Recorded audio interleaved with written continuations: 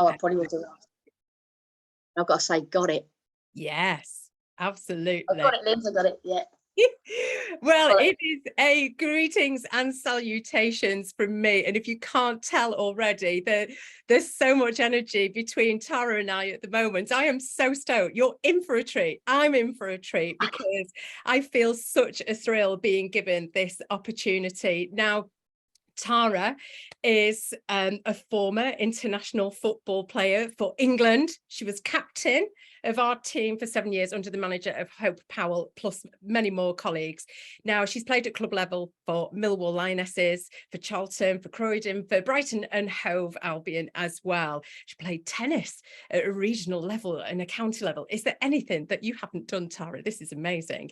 And of course, the reason that I know Tara is because she is married to the wonderful, most beautiful Claire, who is one of my travel counsellors. And that's how I've gotten to know you over the many years at conference.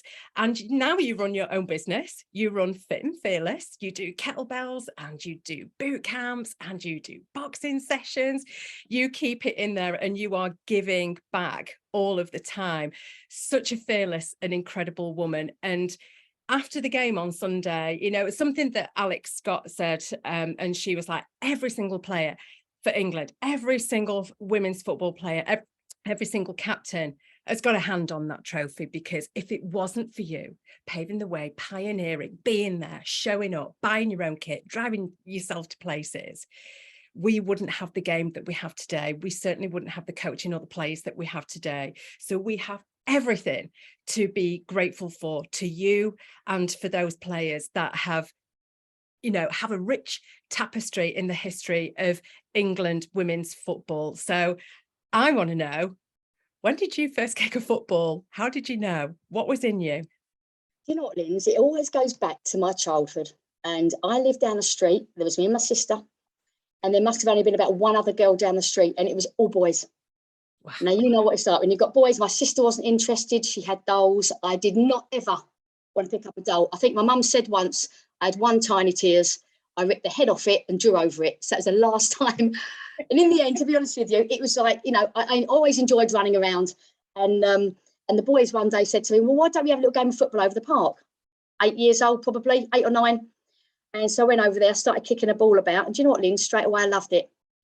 It felt natural. That's the only thing I can say, you know, and it was lovely, because all the other boys in the end would be like, can we have Tara on our team and stuff like that. And do you know what?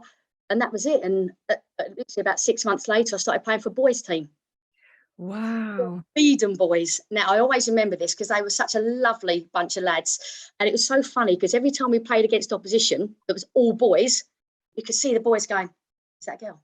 Is that a girl? That girl played. And it was lovely because they were all like, oh, she probably can't play. But by the end of the game, Linz, they knew I could play.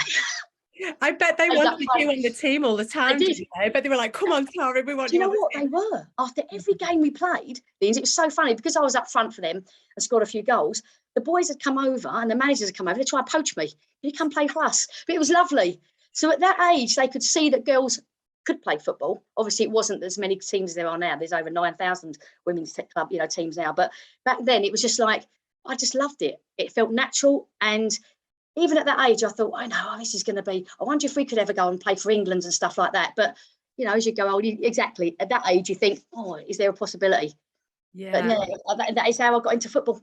Let's not forget, this is the 70s and the early 80s. We're talking raw time here. You know, the backdrop of all of this is very much what we're experiencing now, which is cost of living crisis. You know, you've got minor strikes, you've got high unemployment and everything else. And then you've got your family around you. What did your family think? Were they just like, oh, Tara's being Tara, or this is... Do you know what? It's a good question, that, Lindsay. It's a fantastic question, because a lot of people say to me, well, who in your family plays football then? And I'm like, nobody. Yeah. So you got any brothers? Said, no, I've got one sister, doesn't like football. Well, what about your dad? Never asked if your mum plays. Funny, isn't it? Did your dad play? No. Got any uncles? Yeah, of course I have. Did they play? No. Cousins? I've got male cousins. Nobody in my football, going back, well, years, have ever played football.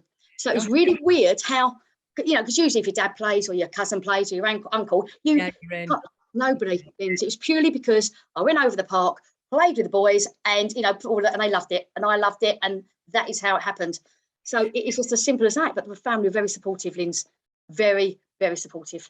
I think that makes all the difference as well, doesn't it? Because I think for a young girl growing up through the 70s to play football was quite extraordinary. It was quite, bit different, bit like, oh, okay, well, let's go with this. How lucky were you, and how much of a fortune was it to have parents and siblings who were like, okay, go on? Because I think sometimes during that period, mums and dads especially might have shut it down and said, no, that's not for you, don't do it. So I think that is really, really lucky. Who inspired you in football world? Was there anybody that you could see visibly who lit a fire in your heart and said, yes, I can do that? To be honest, it's funny because obviously going back then again, it was like a lot of, obviously TV wise, men's teams. Yes. I've always been a Spurs supporter, so I'm a Tottenham supporter. So for me, it was always Glenn Hoddle. So, when I was watching him play, it was just like, oh, God, yes. And even in the street, Linz, nowadays, girls are going to say, oh, we're playing in the street and I'm Alex Scott, or, oh, I'm George Stanway. No, when I was in the street, I was Glenn Hoddle. Do you know what I mean? Whereas now, girls are in the street calling themselves after girls' names. I know. I think it's fantastic. It's really great when you see it all on social media, you see the young girls and they're being interviewed, and which is fantastic. Dads have taken their daughters. I saw that over the weekend, and that's incredible as well. And you say, who are you inspired by? And they're listing all of the women on the team. And I'm like, oh my gosh, this is so fantastic. It's no longer, I'm going back to like Kenny Dalglish. Oh, a big fan of Kenny. Big fan of Kenny Dalglish, yes. Yeah. And all of those people from way back when. And we've got these new, fantastic, fearless superstars. Do you know what? Just thinking about it, questions popped in my head. Yeah. Do you think that social media has played a huge part in this tournament, making it accessible, do you think, for young girls and women to have more accessibility, I think, to the players? What do you think? I think so. I think it's been brilliant. I follow Fran Kirby and a few of the other girls as well. And it's amazing. I think it's amazing because now, and not just that, but they answer back. They don't just fling out and it's like, oh my God, I've got a response back. And it's lovely. And they're so, they're humble, the girls, you know what I mean? At the moment, I know they're not earning what the men are earning, so it's not going to their heads. But when you look at these girls, I don't think it ever will. I don't think it will go to head, even if they do end up earning. I mean, obviously they can live off what they earn now, but I'm talking mega bucks, and that's what we want to see in the future. We want to see, like we spoke about earlier about the tennis. The women are now on the same par. I mean, that's what we want to see. Yeah. I still think there's a few years to go before that's going to happen because they want bums on seats. But I mean, obviously, it's the big stadiums. Why can't the girls be in the big stadiums like the men? But that is. Yeah, but definitely, I think social media has been fantastic. It's coming at that time as well, Linz. The stars are aligning. Now again, we've got this.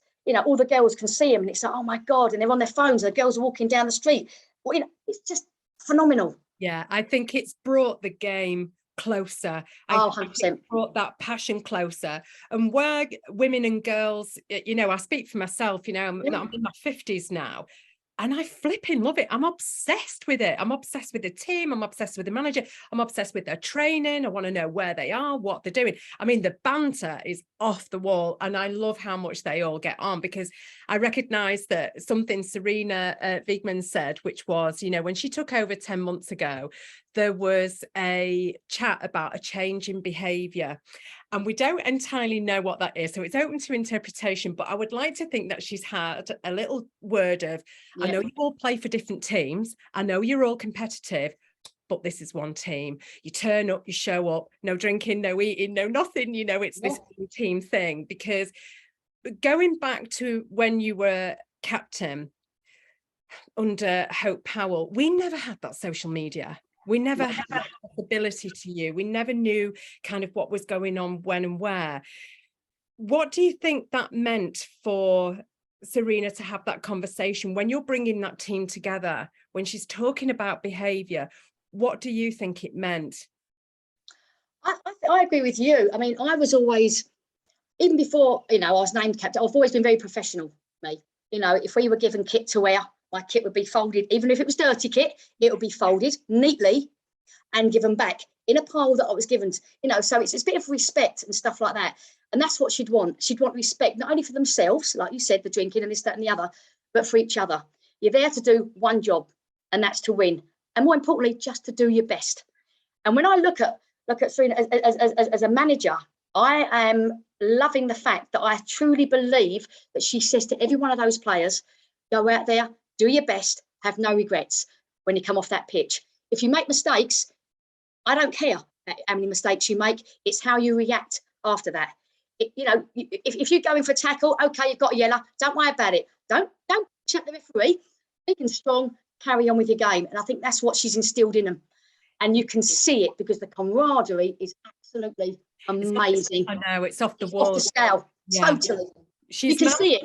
Yeah, you can feel it as well. And it's tangible. She's managed to harness this culture that I think every single business wants. You know, they want that culture of togetherness, of harmony, of that behavior, which says, these are the values, you stick with them and you show up. And I'm like, can we just replicate Serena everywhere, please? It's inner belief. That's what she's given them. She's given inner belief. She's making them play their own game. She's picked them for a reason. And that's why she's picked them. She allows them to play in that position that she's picked them for. I like the way you play. I'm picking you. Go and just do that for me on the pitch. And that's all she's asking. But you can tell the girls, they just love each other. And it's not just the 11. That was not just the 11 that played most of the games. That's the back staff. That's the masseuses. That's the nutritionalists, it's the physio, it's everybody. And it's the subs. And as we know, the subs played a blooming big part in that.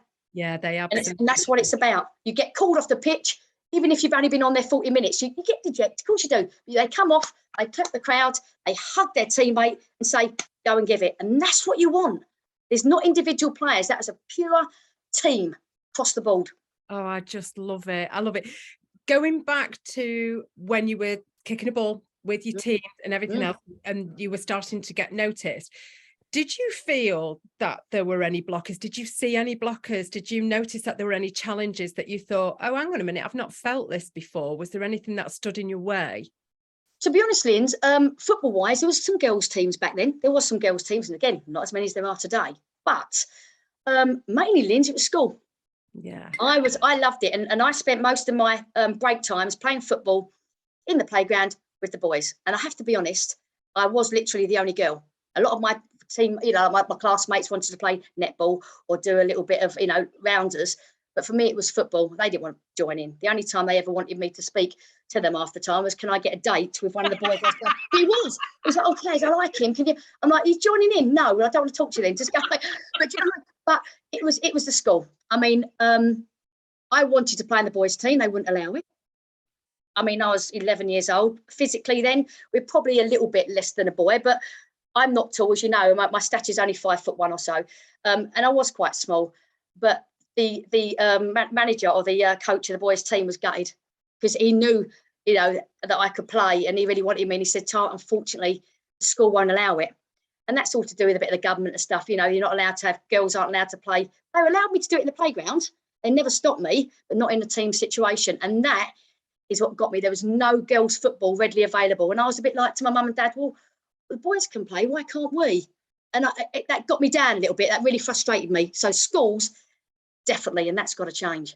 It has got to change. And I think this is one of the things that has come out of this. Did you see the open letter that the Lionesses made? They did an open letter to Rishi and Rishi Sunak and Liz Truss. Yeah. All of them signed it, and they said, there are 63% of girls in schools in the UK that have access. What about everybody else? It has to change. The level of PE, the hours that girls can have access to PE, not just about hockey, netball, rounders, all what we deem as feminine sports.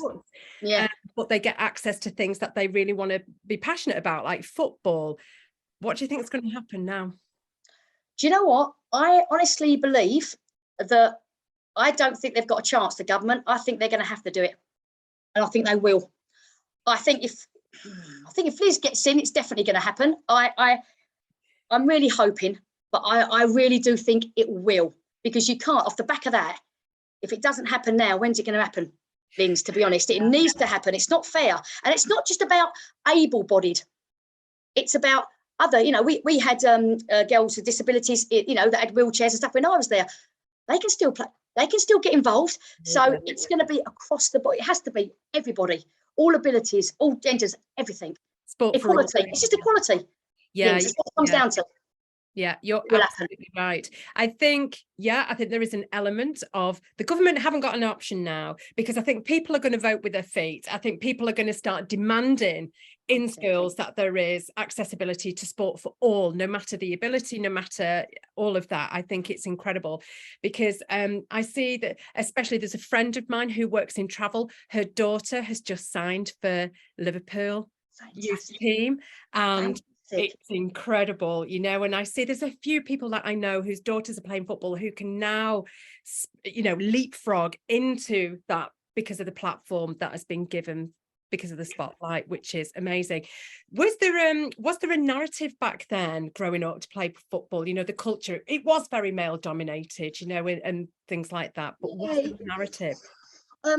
To be honest with you, when I grew up, there was an England team there. You know, there was around when I was there. And I used to go and watch some of the England games, and that's when I used to sit there thinking, "Oh God, I want to put on an England shirt." You know, you do. You like sitting there going, "I want to do that. I want to do that." Even back then, you did hear little comments in the crowd. You know, like, "Should they really be playing? Oh dear, their hair's very short. Oh, they're quite. They look quite butch." I'm just saying it, but these are the comments that you hear. You know, and I'm just thinking, really, why are you just not concentrating on the game? Because the girls can play. There's always been that stigma, you know what it's like, Lindsay. It's always been there.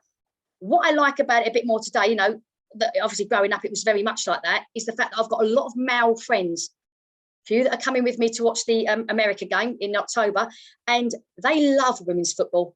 They see it for what it is. They see that these girls are talented. They like that. They love the fact that when they're fouled, they get straight up. There's no rolling around. They think that they should get paid the same as guys do, and it's changing. It's not. We're never going to change everybody's mind. It's never going to happen because everybody's got their own views. We just want to go with the majority. And the point is, if you don't like women playing football, then don't come to grounds, don't watch them, and don't comment unless it's good. Yeah. But growing up, it was always a bit like that. You know, it's a bit like, should they really be here?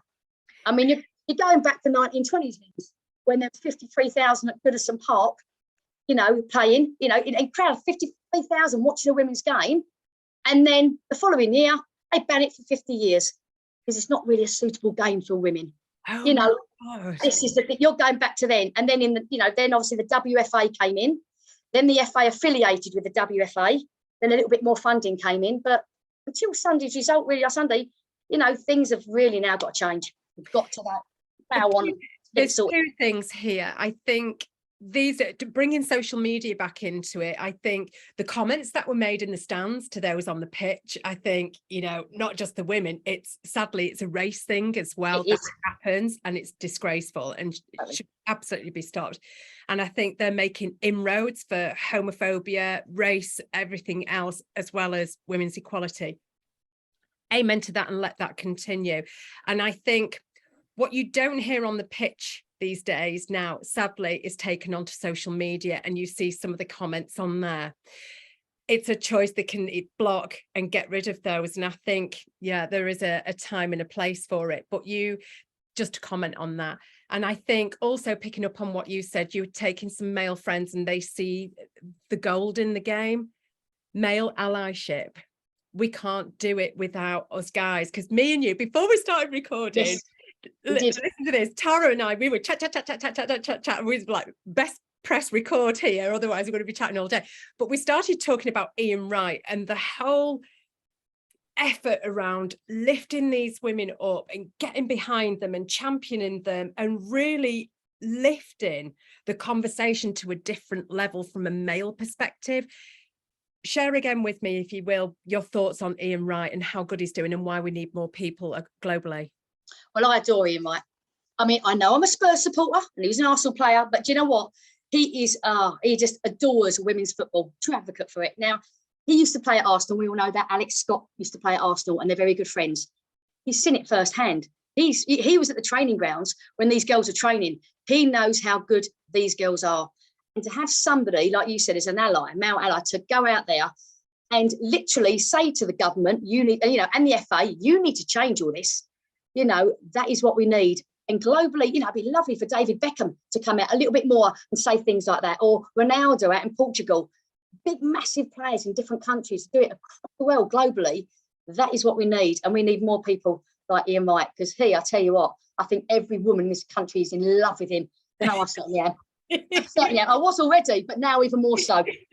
He's amazing. He really is amazing, and he's made some fantastic comments. You know, I've seen different quotes coming out and different memes and things like that. You know, you couldn't wish for a better male ambassador for football than him, really, because he has been quite vocal over the tournament. I really was surprised that Beckham was not at the game on Sunday. I thought that he might have showed up, you know, so I was a bit like... Yeah, I agree. I thought he might have been, because obviously his daughter Harper likes a little bit of football, so I was hoping he'd be there. But yeah, going back to Ian Wright, he's just amazing. I read an article, I think yesterday, he mentioned something about Beth Mead. She's sponsored by a local, I think it's at Camden something, some form of like beer. And he's now saying to him, well, if you're using a name and you're using it, you've got to pay her. So he's, you know, all these sponsorships now, they've got to get on these girls and sponsor them and then put them on TV so people can, I just think it's just fantastic. I think Ian Wright's going to become a sports agent for them all, and he's going to be like, right, come on, commercial, get in, what we doing? Too right. Yeah. And do you know what? He'd do that. He'd love it. Every wife this street, wouldn't it? He gets it. Reminds me of Jerry Maguire when he's like, show me the money. And I'm like, yeah. Oh, do you know what? He is just an amazing human being. You know, he's got. I mean, I remember watching a program about him when he had the guys, you know, the jailers, when he did all that with them and everything. And he don't care. He goes out there. Football is football. Doesn't matter who you are, what you've done, this, that, and the other, what your gender is, your race, anything. He is just solely behind it. And we need more people like him, Lindsay. I know, he's fantastic. So, I tell you who lit a little fire in my heart was young Tess, the young fan who was spotted in the Sweden game, and she was dancing away, and they found her, they put her on morning TV. Gabby got hold of her, they got the tickets. Did you see the interview that they did? Oh, it's fantastic. It was brilliant. And then they gave her the shirt, didn't they? They gave her the shirt. I think was it whose shirt was it they gave? It was a Russo shirt. And Alessia Russo, didn't she? She had a little I think it's amazing. And that is going to be framed on the wall. Oh, and this is it. It made me so emotional to feel that it's not only her, there are other young girls exactly like Tess who are enamored with the game. They're so in love with it, and you can tell it just absolutely... It was amazing, wasn't it? Yeah, it really was. Do you know what pleased me as well, Linz? Do you know what pleased me more as well? Was the fact that when you looked in them stands and you were at the game, so you probably saw it, sweetheart, you probably saw it. I was down my sister's at the time, and it was seeing all the little boys as well. Yeah. Generation growing up, now thinking girls can play football, whereas in it was like, oh yeah, you know, my first things when I was playing my opponents was, they've got to go on there, please. You won't be able to play. now boys are going to be going, yeah, girls can play.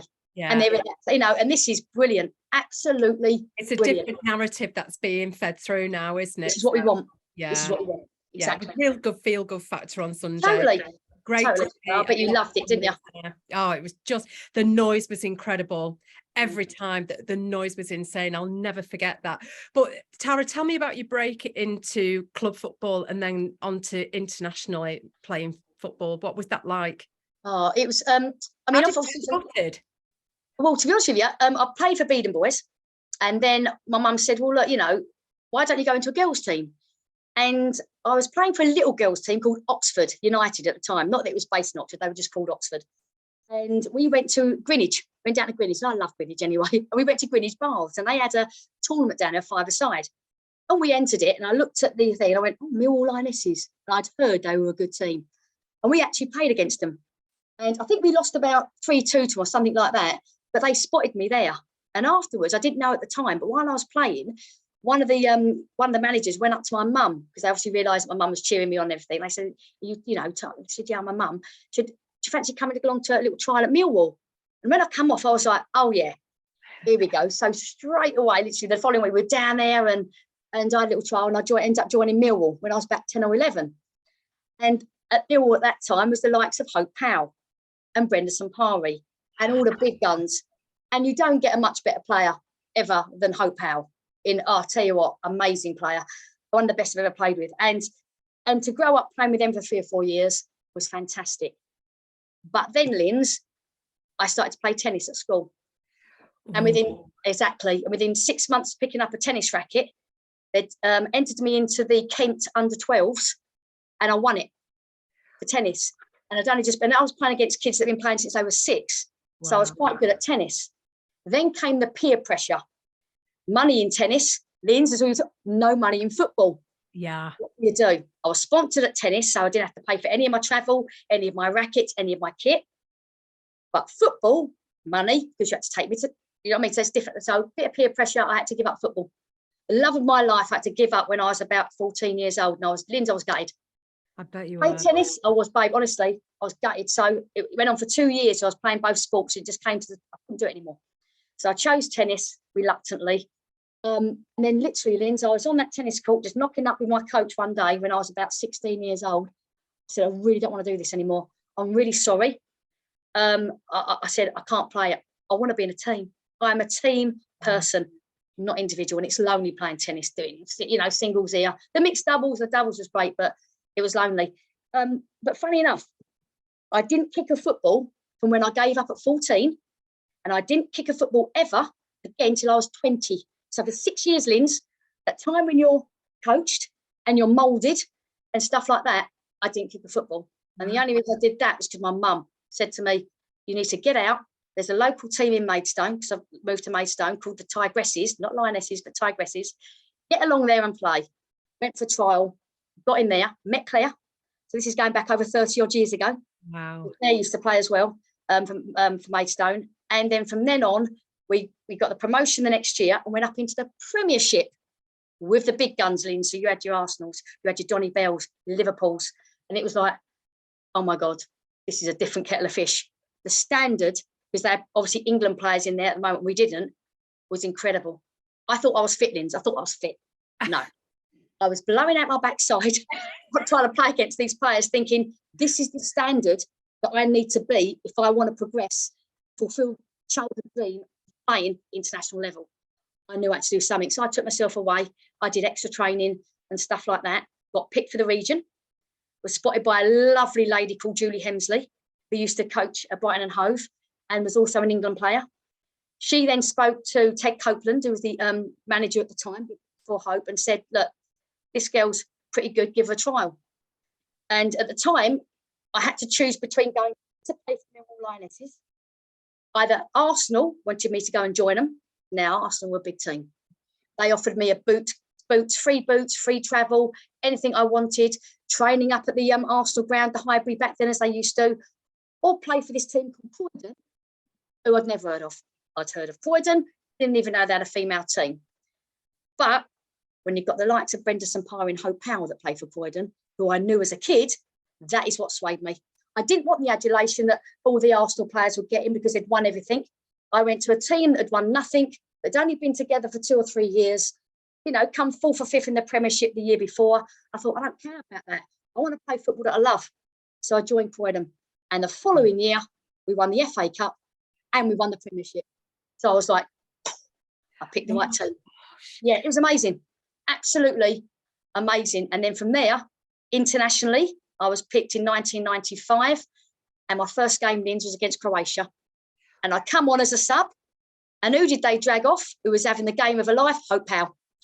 And she was, you could tell by her face, Linz, she was like, what the hell are they bringing me off for? And then she saw it was me and she was like, that's all right for me.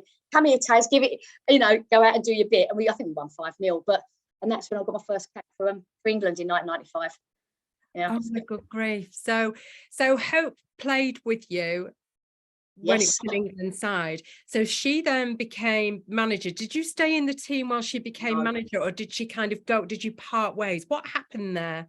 I've always been close to Hope. We've always had a great relationship. When I was at England, like I spoke to you earlier, again, pre this recorded thing, we were talking about managers, and I was saying to you about how they let you play.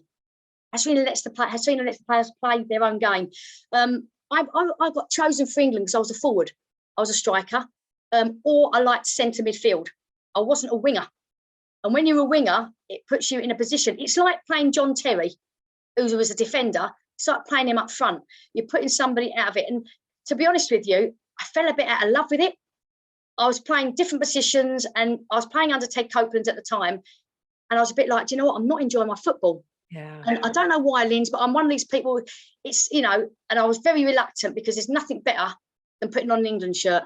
And I did think to myself then, I hope I don't regret this, but I wasn't enjoying it. And so I backed away for a couple of years, and you know, a period of time when I could have got a lot more caps, and I did retire earlier than I should have done. I know that. But then we went up to Newcastle when I was playing for Croydon, and we had this cup game, and we won about 5 or 6-0. I think I'd scored 4 goals, and I get a phone call, and I look down, it's Hope. I'm like, oh no, because I know she's England manager. I better take this. Oh, I hope we are you. She said, yeah, Taz, goes, get your backside, she said, along to the England camp. You're going out to France with us. Go into work tomorrow and tell them that you're picked to go. At the time, this is what we all want to talk about how it's changed nowadays, is I had to go into work the next day, Linz, and I knew I didn't have any annual leave left. And the company that I worked for at the time was a catering company. Before I moved on and became, went into my school and did manager stuff there, I worked for a catering company. They didn't have the money to say to me, yeah, take a few days paid. I had to pay for my country. They said, you can go. And I was lucky they even let me go, to be honest. But I had to take it 3 or 4 days unpaid leave. So at the end of the month, I'm putting on an England shirt, paying for my country, and having to, all I got was petrol money to the ground. And then we just flew out to France from there. And that's all we got. So, you know, that is pride, to put on an England shirt, knowing that you're going to get nothing for it and you're going to be out of pocket. And that's bad. I know, that's how bad it was back then. So the difference, oh my gosh, I'm still trying to get my head around all of this, because it's moved on a lot. And I know that the players for the England squad this time around, they do get paid nowhere near the same as the men's game. I know that, but of course they get paid now to do the job that they do. We're not talking a great space of time in between when you played for England and today. That's not a huge amount of time. So, and it's only really just been recent, hasn't it, that they've started to pay really for exactly the girls. Exactly. Gosh, it's just enormous, you know, to think that this is absolutely for pride. You have paid your own way, had a job, you know. Somebody said it, I don't know who was commentating at the time. Who was the commentator at the England game on Sunday? And she said, you know, all the women who have played for England over the years, who've been fire officers, police officers, teachers. Was it Rachel Brown-Phillips? I think it might have been, yeah. And I was like, do you know what? Damn right, because the men have not been doing that at all since God was a boy. You know, still had to have your day job. So totally. Yeah, my hope is that everything starts just now. Oh, 100%. Yeah. So how was Hope different as a manager towards playing for her? Because she obviously chose you to be captain. What makes you captain? She did. Yeah, she chose me as captain with I think it was the European Championships in 2001 it was, against, we were playing Germany. Germany was going to be the next game. And we'd never beaten Germany. I mean, back then they were, I mean, the money they had ploughed into their game was a lot more than what we had. So, and they trained a lot more, they had more than we did and stuff like that. And Hope just said to me, she called me aside after the training session. I'll always remember it, clear as day. And she said, I need to speak to you after training. I said, yeah, no problem. Didn't think anything of it. And she pulled me aside and says, I want you to captain the side against Germany. She says, how do you feel about it? I felt, I'd known Hope for years. So I think she did know how I am as a person. And she said to me, you are so good with the youngsters. She goes, you've got this ability to make them feel at ease. If they make mistakes, it doesn't matter. Do you know what I mean? And stuff like that. And it was probably the proudest moment of my life. I mean, my only thing is the fact that I should have played on longer than I did. I mean, obviously I had a knee injury that took me out a little bit. And then obviously, you know, other things happened, like personally, like with my mum and stuff. So it was very difficult. But to be given that and to go out there was amazing, Linz. I can't explain it. It was just the best thing ever. Singing the national anthem, Linz. I always do. I mean, we all stood on Sunday and we all got quite emotional about it, because you could feel it. You could actually feel it. That's what it was. But I think, you know, that to give you the just desserts that you do, you're incredible. You're an incredible human. You did so much for women's football. Absolutely, you did. And your captaincy. And I know you said that, you know, you should have gone on and done a lot more. I'm just hoping that your you're enjoying all of this Yes. success and you're breathing it. Oh, I am. You deserve to have that, you know. As a captain, Leah Williamson, of course, as well. Great job. Yes, Absolutely. love And her. it comes with a bit of pressure as well. And, you know, Hope knew you from playing. She knew your intricacies. She knew your reactions. She knew how you would play. What do you think that Leah would have gone through in that tournament to be captain of England women's football? I think really, I mean, obviously Serena's obviously picked up because she obviously sees these little, you know, things. Oh, she bonds well. You can tell that she bonds well with the players. You need that. As a captain, you have to be open, approachable, because sometimes the players might have issues. They're worried about something. They don't feel they can, although I bet they could go straight to the manager because she's so approachable. And, you know, but it's good to have that. They know that, you know, they all know that she's got their backs. Yes, she would have been nervous. She'd have boosted the girls up in the changing room. I bet there was music blaring out beforehand. She'd have just asked them to go out and enjoy the game. And more importantly, she probably would have said, there's never, ever just one captain on that pitch. There's 11. And there's more of them sitting on the bench. You've all just got to rise up. Do you know what I mean? Because there were times when Leah's got the ball and somebody might say to her, do this, do that, and everything. And you just got to be. But I think, oh yeah, I think she'd have loved it. And I think putting faith in, I mean, she's only 25. And to have that in the first tournament ever to be up, I mean, come on. She's got a good future. They've all got magnificent futures ahead of them. Especially if she can keep them together and they just grow. Yeah, I was like I said, I'm obsessed. I'm listening to all the podcasts and things. You know, I was listening to Jill Scott's podcast on radio too, and she was saying that Mary Earps, the goalie, she nearly walked away from the game a couple of years ago. She nearly walked away, and I was like, oh my God, thank God that she didn't. You know, these are incredibly talented women who, for one reason or another, were on the verge of either not doing it or walking away or doing something completely different. So let's talk about the game on Sunday, because legacy is this word that just gets bandied around. And you know, I talked about it on Tuesday. I hosted a barbecue night in London somewhere, and I talked about legacy and what that is, because the win, it wasn't just the win, it was bigger than that. It was much more huge than that. What do you think about how we should now capitalise on this golden moment? What do we need to do now? I think we need to get more bums on seats, and that means going to bigger stadiums. Yes. It means to go to bigger stadiums. So when Liverpool got a game, the girls can play there. Chelsea got a game. Spurs have got a game. You've got to do it. You've got to get bums on seats, because it's all, at the end of the day, Linz, what's it about? I don't care what people say. It's about money. Media coverage is fab. I think media coverage is good. I think we still obviously need to do more, a little bit more, but you know, it's much better than what it was. I mean, we hardly had anything back then, to be honest with you. But it's, you know, and it's not just about women's football, it's about all sports. If you look at it now, sponsorships, there needs to be sponsors out there jumping on. Frank Kirby's sponsored by Nike. You know, other players are sponsored, and that's where it needs to go. Players need to be sponsored. They need to be earning enough money to live. I'm not, you know, the higher rated players are, but I'm talking about those in sometimes the lower leagues as well, because there's lower league men's teams that can still live off of it. They're not elite or like professional. You know, and this is what we need to do, Lindsay. It's bums on seats. Media coverage, it's them sponsored, getting their faces on the TV, getting schools allowing girls to play football, getting elite players from big clubs to go in and coach the girls in schools. That's what we need. We need to just go everything. Everything. We do.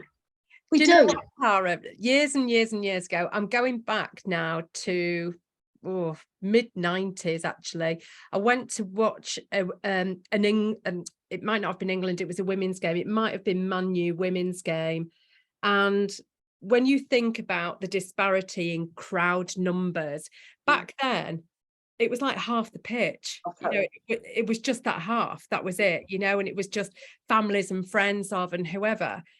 And I heard the games have sold out for USA. And is it Luxembourg as well? Luxembourg, Can't get a ticket for love nor money. You know, that is the momentum. Yeah, it's momentum now. Momentum's key. We've got to keep it going. It can't be a lull. Just keep it going. That's what we've got to do. And, you know, this is where I think the big clubs to start with, like your Liverpools, like you were saying, the Liverpools and the Spurs and stuff like that, they need to make it look like when the girls are on TV, they need to get the blokes with them. So when the girls are having chats and stuff like that, they can see them speaking. It's like their counterparts. It's like, yeah, this is going somewhere. You know, and if the girls are training, have a few of like the male, you know, like for example, I don't know, Harry Kane at Tottenham, have him standing there, chatting to a few of the girls, watching them play. This is what you need. You do need, going back to, as you said, you need them male allies. And you need to keep that ball rolling. It's all about momentum now, Lindsay. You've just got to keep it going. World Cup's coming up. We need to keep going. I can't wait. It's going to be great. Oh my God, I'm so excited. I know, I'm excited too. It's brilliant. So this word legacy, what does it mean for you, having played for your country, having worn that shirt, having seen the result on Sunday and knowing how that feels? What does that word mean for Tara? Legacy for me, do you know what? Coming what I've come, you know, not just me, but every single player that's ever put on a shirt. I'm talking my era. I'm talking generations before. You know, I've been liaising with some people on, and it's just amazing for us. It's like we've been the foundations, and I just want them foundations to keep building. I want to see that all our hard work, the sacrifices on and off the pitch, that's the important things, and not just mine. We were talking previously as well about family. You know, it wasn't just about me. I would not have been able to fulfill my destiny and my dream if it wasn't for my mum taking me all over the country. If my sister followed me, or even sometimes when my sister didn't want to go, the sacrifice of my dad that would stay behind and look after my sister while my mum took me. It's all about that. And it's about families getting behind these players and their loved ones. And it's you know, it's giving them a chance. Every young player, again, like we said, doesn't matter what gender you are, what race you are, giving them a chance to fulfill something in their life, whether they want to play elite, whether they want to be professional and get paid, whether they just want to do it as an amateur, to get girls out there playing football. That's all I want. That's it. My next question to you, and I think I know the answer to this, is how excited are you for the future of women's football? My God. I'm like you, Linz. I'm like you. And that's why I love you. You're one of the loveliest people I've ever known. And me and Claire often, even though we don't see you a lot, we talk about you. You're gorgeous. And I love you because you've got the same kind of zest for life. You're a very positive person. Life's too short. You've got to go out there. And for me, I think the future is just amazing. I really, really hope that we come back here in 10 years' time, Linz, and we're having this conversation, and these girls are driving around in Bentleys, not just renting them, but they're driving around in Bentleys, you know, and there's more girls putting on an England shirt, you know, at younger levels, that grassroots keeps building, and the opportunities are out there for women as there are for the guys. And but I think women's football now is going to be, if we keep on going with momentum, it's going to be amazing. It's going to be globally, we're going to take over. We're just going to take over the world, Linz. Simple as that. Why not? And why not? We'll have 87,000, Linz. 87,000, 17.4 million watching on TV. More than a platinum jubilee. Come on. It's just, that says something. It says a lot, doesn't it? It does. I'm so proud and honoured to have worn an England shirt, to see the girls playing today. I'm proud of every single girl, not just that's put on an England shirt, but that's put on any football shirt, whether it's, you know, nowadays, you know, whether it's playing for the local little clubs, a bit, whatever, I don't care. Good on you. Get out there. You're never too old. Anybody's never too old to get on a shirt, go out there and enjoy yourself. Oh, do you know what, everyone? Tara and I were talking about this before we pressed record, which was, you know, I'm in my 50s now, and I want to go out and pick a ball up and kick it around. I want to know what that feels like. I want to just go and have a game of football with my family somewhere just to start. And I think it has lit a fire in a lot of people. You know, that there are, you know, older women who perhaps want to go and join a local club, you know, just the one down the road at the community centre, go and play five-a-side with some women at work or whatever. You know, the encouragement is there. I felt that Sunday gave permission to anybody, more so women and young girls, to get out and pick up a ball and start kicking it and start having an enjoyment in the game. But I said to Jenny, who's our local team? Shall we go? Because I want to be in. You and Jenny should go. Oh, yeah. And I live quite close to Charlton, so maybe. Do you? Yeah. Brilliant. Yeah. So maybe I'll go. Yeah, because that's where I got my first cap, the Valley. Yeah, and I'll have a painted sheet going, Tara was here. I'm here for Tara. Exactly. But you're right though, Linz. It's I just want it to become accessible for everybody. That's all I want. And obviously the funding's a big thing. They need to put their hands in their pockets, the FA, and if we do want to, we're 8th at the moment in the world, but if we want that number 1 spot and to kick the USA off that number 1, we need to, because you can see we've got the talent. You can see we've got the managers in place. All it needs is funding, and extend the manager to at least 10 years. She's got to be working with us for at least 10 years. Fabulous. I think it's a must. I think everybody wants Serena to stay because she's quite magical. What she's managed to create. So do you think you'll get to meet her? Because I know that we were talking previously and you said that sometimes you get invited to go and chat to the players and have a walk around the stadium, have a walk around the pitch and stuff. What do you think? I don't know. I hope so. I hope we do. I mean, obviously, I think we've been invited to the USA game now, even though I've already booked tickets. But hopefully we'll get to see him afterwards and go and meet him, fingers crossed. But, I wish him all the luck. I really do. And for anybody that ever plays it or wants to play it, as you said, that's all we ever want now. It's just to be on an equal, why shouldn't it be? Playing field, Yeah, I mean, I'd never have a problem if boys suddenly went, I want to play netball. Would it bother us? Would it bother us girls? No, let them do it. It should be an even, same with golf, rugby, anything. Girls should be able to play whatever sports they like, and boys play what they want. It's, it should be equal, and that's all we ever want. They've managed to do that in hockey, haven't they? Because they've got men's and women's teams now for England hockey. So exactly. And the golfers get paid now quite good money. Female golfers. Rugby. Yeah, I was watching girls rugby the other day, and I was like, "What if I was younger? I can't have a look at that." But obviously now, I'm like you, Lindsay, I'm 50 odd. I'm like, But you know what? It's even made me want to pick up a football and kick it again. No, I think it's brilliant. I think when you get the opportunity to speak to the squad, will you give them our love and our best and say thank you for what they're doing for, of course, definitely, everybody, for sport, for equality for sport, and more so for the younger and the older ones of us who just want to, they've lit a fire in our hearts that we want to pick up a ball and go kick it around. So please let them know that they're influencing many people across the globe for sure, because their culture, their attitude, their everything, their pride, the complete joy that they've brought to so many people, you can't buy that. And I think they're inspirational, Lindsay. They're absolutely inspirational. Yeah, they're but great. Couldn't have happened without you, your team, all of the players that were around at the time, and those that have gone before and after and during. So fantastic.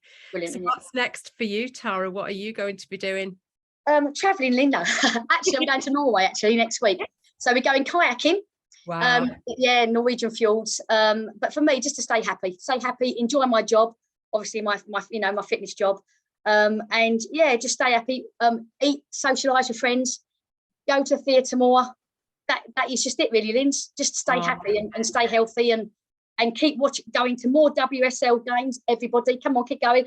And going to see Brighton and Hove. I've already warned Hope I'll be down there bringing some few friends next season. And just my local Owls for girls, going to go down and see them.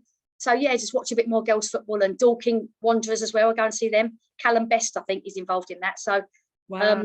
I was speaking to Callum a few weeks back when I went to see Dorking play, and he loves it. He's like Ian Wright.